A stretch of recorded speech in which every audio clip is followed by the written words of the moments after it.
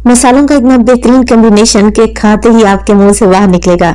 दलीम बनाना कोई भी मुश्किल काम नहीं है, बल्कि इस रेसिपी को देखने के बाद ये आपके बाएं हाथ का खेल होगा। बिस्मिल्लाहिर्रहमानिर्रहीम, अस्सलाम वालेकुम। खुश रहें, आबाद रहें, जहां भी रहें हैप्पी रहें और हेल्दी रहें। तो मैं हूँ फाइजा और वेलकम करती हूँ आपको चटपटे पकवान में।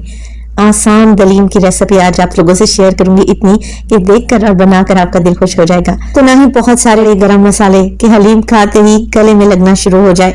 परफेक्ट कॉम्बिनेशन के साथ बनाएंगे आज परफेक्ट रेसिपी। तो रेसिपी को अंत तक देखें, अच्छी लगे तो लाइक कर दें और चटपटे पकवान को सब्सक्राइब भी कर लें। तो चलें फिर दलीम बनाना स्टार्ट करते हैं। अच्छा, सबसे पहला काम जो हमने करना है वो है दालें और अनाज को भिगोना। तो एक बड़ा सा बर्तन ले लें और उसमें डालें आधा कप के बराबर मसूर की दाल। मैं मेजरिंग कप का इस्तेमाल कर रही हूँ, आप घर में चाय पीने वाला कोई भी मीडियम साइज का कप सेट कर लें। आधा कप ही मूंग की दाल का इस्तेमाल करूंगी और शामिल करेंगे आधा कप चने की दाल। आधा कप के बराबर इसमें डलेगी माश की दाल। तो ये चारों दालें सेम क्वांटिटी में आप लोगों ने डालनी है। इसके अलावा चावल भी इस्तेमाल करूंगी। आधा कप मैं बासमती चावल इस्तेमाल कर रही हूँ, आप लोग टूटे हुए चावल भी ले सकते हैं, कोई इश्यू नहीं है। चलें जी, अब आधा कप मेरे पास है जौ का दलिया। हर जगह से आपको आराम से मिल जाएगा। साबुत जौ डालने के बजाय आप जौ का दलिया डालेंगे ना, हलीम जल्दी से बनकर तैयार होगी। एक कप के बराबर मैं डालूंगी इसमें गंदम का दलिया।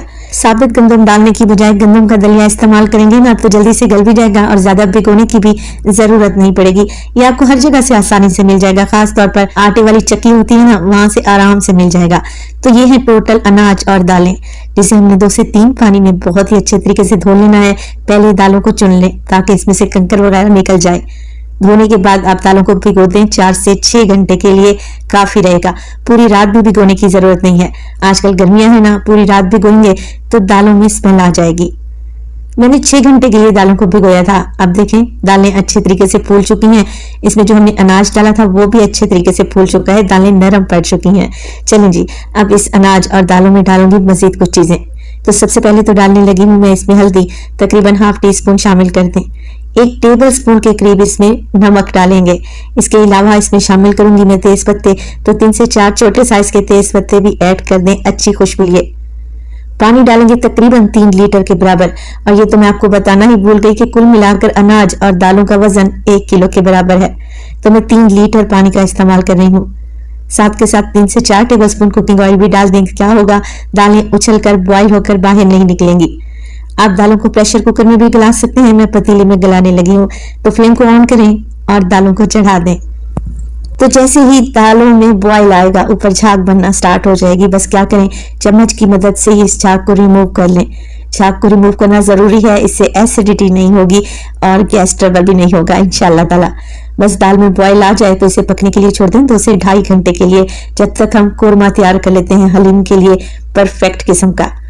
तो यहाँ पर मैं प्रेशर कुकर का इस्तेमाल कर रही हूँ। 1 कप ऑयल लेंगे और इसमें डालेंगे तकरीबन ½ टेबल स्पून के करीब काली मिर्च। साबित काली मिर्च का इस्तेमाल कर रही हूँ।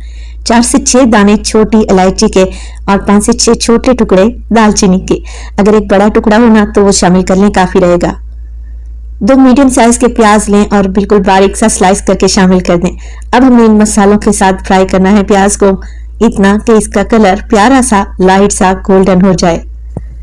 तो देखें प्याज का कितना खूबसूरत सा कलर आ चुका है। बस जी इसी स्टेज पर शामिल करेंगे इसमें बीफ। अच्छा, बीफ में 1 किलो दालें और अनाज के लिए 1 किलो ही ले रही हूँ और बड़े साइज के टुकड़े मैंने लिए हैं। इससे क्या होता है, रेशा अच्छा बनता है, हलीम लेसदार बनता है। आप यही रेसिपी चिकन या फिर मटन से भी बना सकते हैं। तो 1 किलो बीफ के टुकड़े मैंने डाल दिए। अब मिक्स करेंगे और गोश्त की भुनाई कर लेंगे इतनी कि इसका कलर चेंज हो जाए। अच्छा, गोश्त को भूनने के साथ साथ ही मैं इसमें डालने लगी हूँ हरी मिर्चों का पेस्ट। तकरीबन 8 से 10 अदद हरी मिर्चें थी, जिन्हें मैंने मोटा मोटा सा पेस्ट बना लिया है। तकरीबन 2 से ढाई टेबल स्पून के करीब इसमें हरी मिर्च का पेस्ट डाल दें। अदरक और लहसुन का पेस्ट डालेंगे तकरीबन 1.5 टेबल स्पून के करीब और अब गोश्त की भुनाई करें। ये इतना आसान सा तरीका है दलीम बनाने का, यकीन करें इससे तो आसान तरीका तो हो ही नहीं सकता। ना ही कोई मैं एक्स्ट्रा गरम मसाला पीसूंगी और ना ही इसमें डलेंगे ढेर सारे गरम मसाले। स्टार्ट में जो हमने मसाले डाले थे बस वही डलेंगे। तो देखिए 3 से 4 मिनट के लिए मैंने गोश्त को भून लिया अदरक लहसुन और हरी मिर्च के साथ। अब इसमें डालेंगे पाउडर मसाले। तो 1 टेबल स्पून नमक डालूंगी, याद रहे 1 टेबल स्पून मैंने दालों में भी ऐड किया था। 2 टेबलस्पून भर के इसमें डालेंगे कुटा हुआ धनिया, मोटा मोटा सा कुटा हुआ धनिया है, 2 टेबलस्पून भर कर डाल दें। इसके अलावा शामिल करूंगी मैं इसमें घर का पिसा हुआ खुशबूदार गरम मसाला हाफ टेबल स्पून। हल्दी डालेंगे इसमें तकरीबन 1/4 टीस्पून के करीब, और लाल मिर्च का पाउडर भी शामिल करेंगे इसमें 1 टेबल स्पून। हरी मिर्चें भी डाली है ना, तो मिर्च की क्वांटिटी कम या ज्यादा आप अपने हिसाब से कर सकते हैं। बस जी, यही मिर्च मसाले डालेंगे और इन्हीं मिर्च मसालों के कॉम्बिनेशन से बेहतरीन जायकेदार दलीम तैयार होगी इंशाल्लाह ताला। मिर्च मसाले डालने के बाद मिक्स करते हैं और अब हमने डालना है इसमें दही। तो तकरीबन 250 ग्राम या 1 पाव के बराबर दही है, जिसे अच्छे तरीके से फेंट लें और गोश्त में शामिल कर दें। तो दलीम में टमाटर नहीं डाले जाते, दही डाला जाता है। दही डालें और भून लें इतना कि दही का सारा पानी खुश्क हो जाए। देखिए बेहतरीन सा यहाँ पर बीफ भून चुका है और माशाल्लाह से इतनी प्यारी को खुशबू आ रही है कि अब मैं आपको बता नहीं सकती। अब अपने बीफ को गलाने के लिए पानी डालना है। बीफ के बड़े टुकड़े हैं तो ज्यादा पानी डालना पड़ेगा, तो मैं तकरीबन 2 से 2.5 लीटर पानी डाल दूंगी, क्योंकि बीफ को हमने अच्छे तरीके से गलाना है और इसका रेशा बनाना है। जी कुछ भी नहीं करना, कवर लगा दें और तकरीबन 1 से 1.5 घंटे के लिए बीफ को पकने के लिए छोड़ दें मीडियम टू लो फ्लेम पे। तो रेसिपी इस डिश पर जरा सी भी अच्छी लग रही हो, रेसिपी को लाइक कर दिया करें और चटपटे पकवान को सब्सक्राइब भी कर लें। आप सब लोगों का बेहद शुक्रिया। तो यहाँ पर देखें तकरीबन 1.5 घंटा लग गया मुझे बीफ को गलाने में। प्रेशर कुकर का सारा प्रेशर निकाल दें। बीफ अच्छे तरीके से गल चुका है। अब हमने बनाना है इसका रेशा। तो रेशा बनाने के लिए मैं मधानी का इस्तेमाल कर रही हूँ।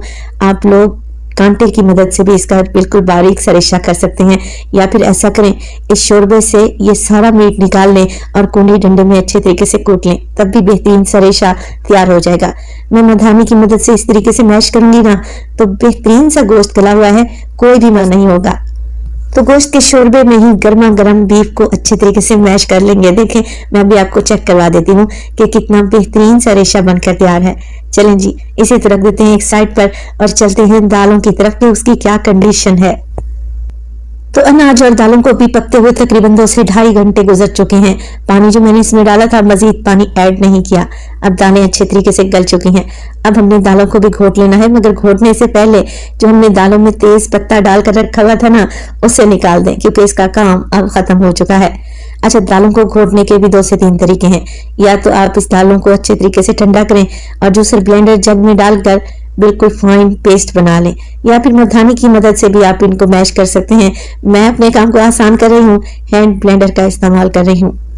तो 2 से 3 मिनट के लिए ही ब्लेंडर को चलाएंगे तो बेहतरीन सी दालें पिसकर तैयार हो जाएंगी। तो मैंने आपको 2 से 3 ऑप्शन दिए हैं, तो आप कोई भी ऑप्शन चूज कर लें और दालों को बिल्कुल फाइन सा पेस्ट बना लें, अच्छे तरीके से मैश कर लें। तो देखें जी, बातों ही बातों में दालें अच्छे तरीके से मैश हो चुकी हैं और माशाल्लाह से बेहतरीन सी कंडीशन में आ चुकी हैं। बस जी, अब हमें कुछ नहीं करना, इसमें डाल देना है रेशा किया हुआ गोश्त जो कि अभी हमने बना कर रखा हुआ था। तो शोरबे समेत ही गोश्त का सारा रेशा दलीम में शामिल कर दें। अब हमने करना है इसको मिक्स, तो मैं उसी मधानी का इस्तेमाल करूंगी। अभी देखिए मैंने फ्लेम को ऑन नहीं किया, काउंटर पर ही दलीम रखी हुई है। पहले अच्छे तरीके से इसे मिक्स कर लें और फिर फ्लेम को ऑन करें, क्योंकि असल काम तो अब स्टार्ट होगा। देखें अच्छे तरीके से मिक्सिंग हो चुकी है। अब मीडियम टू लो फ्लेम पे दलीम को पकाएंगे तकरीबन 30 से 35 मिनट के लिए, और वो भी इस तरीके से घोटते हुए। यहाँ पर आपको मेहनत करनी है, जितना अच्छे तरीके घोटेंगे ना दलीम उतना ही लेसदार और शानदार बनेगा। अगर आपसे कोई कहे कि दलीम बनाना 15 से 20 मिनट का काम है तो बिल्कुल झूठ है, गलत है। इस दलीम को बनाने में मुझे पूरा दिन लग गया है।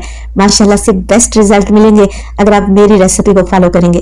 तो देखिए दलीम को घोटते हुए मुझे तकरीबन 45 मिनट गुजर चुके हैं। अच्छा रेशा बन गया है और आप जरा चेक करें दलीम कितना जबरदस्त लग रहा है, एकदम मार्केट स्टाइल। अभी मैं आपको चेक करवा देती हूँ। तो मीडियम टू लो फ्लेम पे मैंने तकरीबन 40 से 45 मिनट के लिए इस दलीम को घोट लिया है। अब आप लोग जरा चेक करें, बन रहा है ना रेशा, बेहतरीन परफेक्ट रेसिपी। आजू तो मेरे थक गए हैं, खैर कोई मसला नहीं, आप लोगों से परफेक्ट रेसिपी भी तो शेयर करना है। तो इसी स्टेज पर आप फ्लेम को ऑफ कर दें, क्योंकि ये दलीम ठंडा होने के बाद मजीद गाढ़ा होगा। अब इसका तड़का तैयार कर लेते हैं, जिसके लिए आधा कप फ्राइंग पैन में मैंने कुकिंग ऑयल डाल दिया और इसमें डालेंगे एक बड़े साइज का प्याज, जिसे स्लाइस करके शामिल कर दें। प्याज के अलावा इसमें कुछ भी ऐड नहीं होगा, बस आप लोगों ने क्या करना है, प्याज को कलर देना है।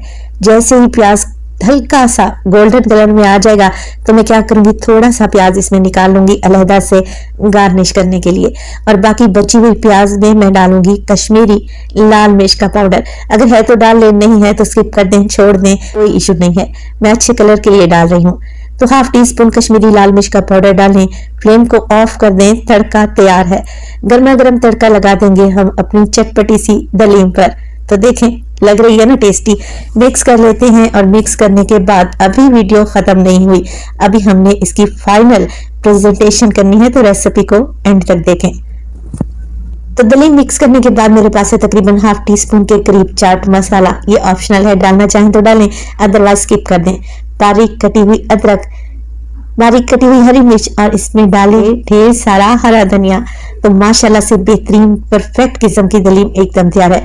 देखें कितनी रेशेदार बनी है। एक दफा इस रेसिपी को लाजमी ट्राई करें और अपना फीडबैक दें कि आपकी रेसिपी कैसी बनी। तो देखिए, आसान तरीके से मैंने आपको परफेक्ट दलीम की रेसिपी दी है। अब रेसिपी बनाना तो आपका काम है।